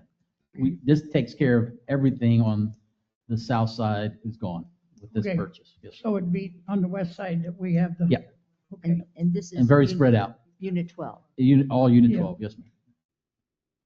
Okay, thank you. That's a map. It should be in your packet. All that green is what we're talking about. That he already owns all the white. That was a purchase 3 years ago. The green is now, not the golf courses, obviously, the green to the south. And then there's some county-owned parcels at the bottom there that the county acquired. So that's a discussion between him and the county. How I looked at your maps, it's kind of hard to figure it out, but that's why I asked. So, okay, Janice. So Oh, wait. I thought you mentioned they could replat that. Yes, yeah, they can replat. Would that be to add lots or fewer lots, combine them? That would be their owners, so that's between them and the county at this point. I guess my question is, if there's that many lots and they combine them, is that half the wastewater money We we get? charge per parcel. So Yeah. that's a way to circumvent that. Yes. I believe there's a resolution that would adopt all three agreements in front of you. And I apologize for not having this in their package. It's been very difficult dealing with the buyer and the buyer's real estate agent. The buyer apparently is out of the country, enjoying some nice summertime someplace abroad. So it's been really difficult to get responses. The pending buyer from Ramsador has already been in communication with the district because they're the ones that's going to develop it. We've been talking to them about how we do our wastewater, how we do our water connections, that type of stuff. So I think there's going to be an active movement on this. Once this is done, this will be transitioned to another party. Now then all this agreement stuff starts fresh for us, dealing with the new owners. And I think they're coming here with a different mindset of how they want to develop it. To your point, it's a more wider lots, bigger lots, front porches. No, everyone has driveway. They're very open-minded to what we're asking for. There's a major development just south of here near Sarasota that they do. So I think that's really the next phase we're looking at that's going to benefit the district. Can you tell me the name of the development? Sarasota? Yes, ma'am. I can get it to you. I apologize. Please do. Yeah. Yeah, it'll come to me. I'll check my stuff. But that's who we're really discussing with as a district. We just need to just close this out, sell them to Mr. Ramsador, and move on to the next phase. What a blessing. You want to call it that? Yeah. Yeah.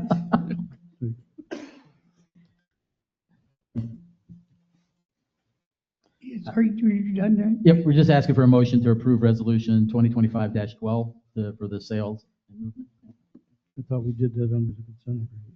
No, sir, this is separate. Yeah, that was Okay. a different resolution. I need a motion.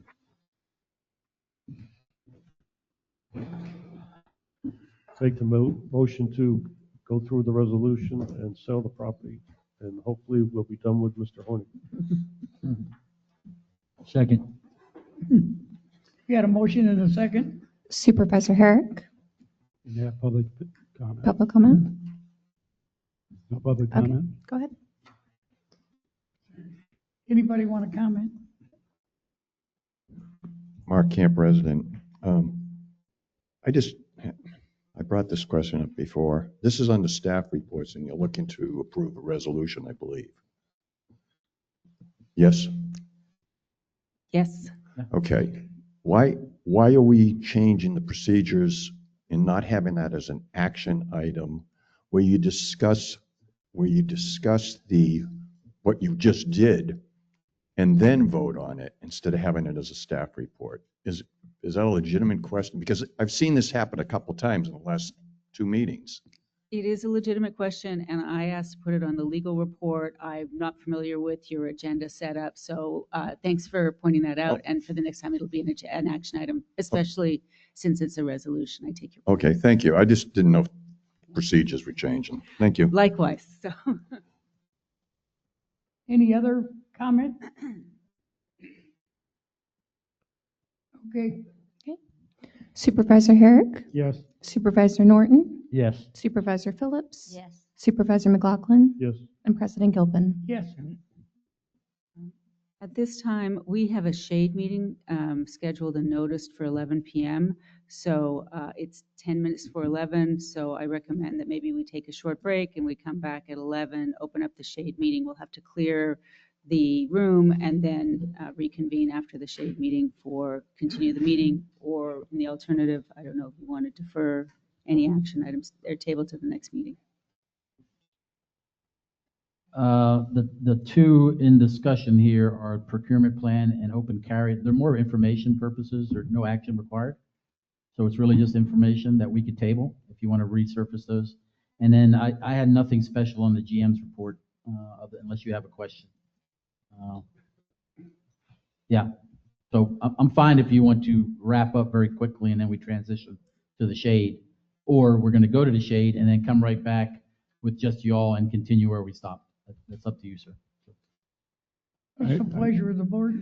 I make a motion to table the balance of the meeting until the next meeting for general manager's report and a review of the district procurement policy and the legal update on firearm open carry. Do we need to make a motion? Yeah, because Okay. we're changing the agenda. Then I'll yeah. second it. Hey, we have a motion and a second to table? Okay. Is there any discussion? Can. Yeah. Will be tabled. In the Okay. golf committee note, the golf committee Yeah. feedback will be tabled as well. Okay. We'll fill that in next month. Yeah. Is there any public comment? John Hunter, 4642 Pebble Beach. A couple questions and an observation. Boz, when I look at your organization structure, the assistant general manager potential, is that something we are committed to? We budgeted that, and that's a position that's financed, but we haven't filled. That's Okay. giving me the ability over this next year Yep. to see if that person's available. Perfect. And just a comment, I think the strength of a good community is obviously having a strong staff and financially responsible. And I think, Boz, you know, I'm big on succession planning. A comment on, I don't know if I say this right, Auckland? Auckland. Mhm. Are we accountable for the 5.5 million, or is that still pending? We treated that we are the collectors of that debt, and Yeah. we do that. And if we ever stopped collecting, we would Yep. be liable for some of that. But that process is happening very quickly through the help of legal to Yep. transition those. But at the end of the day, when the bond matures in 3-4 years, Coral, you know, 2029? 2029, when the Yep. bond matures, if we have still stuff on the deck, that'll be a discussion prior to that we'll be having to bring to the Mhm. board for liability purposes. Got it. And just a quick observation, I guess, obviously, I think the community is probably one of the most successful communities if you look at all of Florida and like these communities. But interesting, revenue since 2022 to 2026 increased 61%. However, our expenses increased 100%. So that's fine when you have a reserve of 13 million. But I tell you, a word of caution to the group is don't let that get out of control. I mean, that is, 5.5 million of the 13 is gone. So just a quick, no action, no nothing, but to a business, a private sector business, that would be alarming. That's all. Thanks. Thanks, John. I loved it. I love these things. Janice, I just want to make, I hope we can, at least I can meet with you or Boz or somebody and explain all these, what we're doing now and what you want to change. 'Cause Sure. I don't understand any of it. And, It's so different than what it used to be. And I just need to know. Sure. And so that's why I was hoping we'd get into it at this meeting, so the board would benefit from just to take a closer look at that. So we can have that discussion at the meeting in November, and maybe prior to the meeting, I can kind of, Yeah, walk it through with you. I just, I'm going to vote no unless I get some answers. I Sure. mean, it just.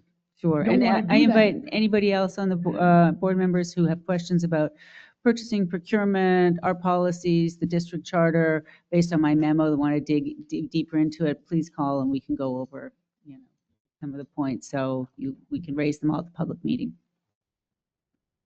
Okay. All right. So I'm not One going to more. ask to adjourn right now One more. because.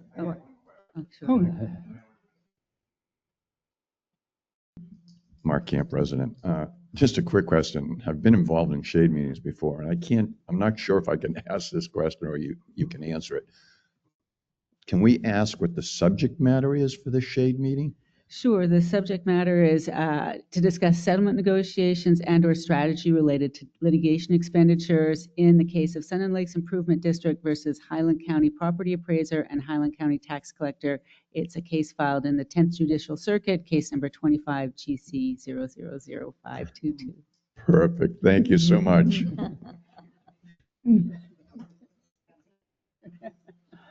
Okay, we're good, sir. If you want to adjourn, and then we'll get a couple minutes to reset. Yeah, let's not adjourn because you have to call for the shade meeting in a public meeting. So we'll just take a break. I'll get the court reporter set up and then we'll call. When we come back, I'll ask the president to make a motion to convene the shade meeting, and we'll clear the room, and then the shade meeting will commence. So Hey, so we're gonna shut video. Janice, we're shutting video, right? Video and audio. everything, Okay, and everybody else has got to go. so we're shutting video, shutting audio. Everyone leaves.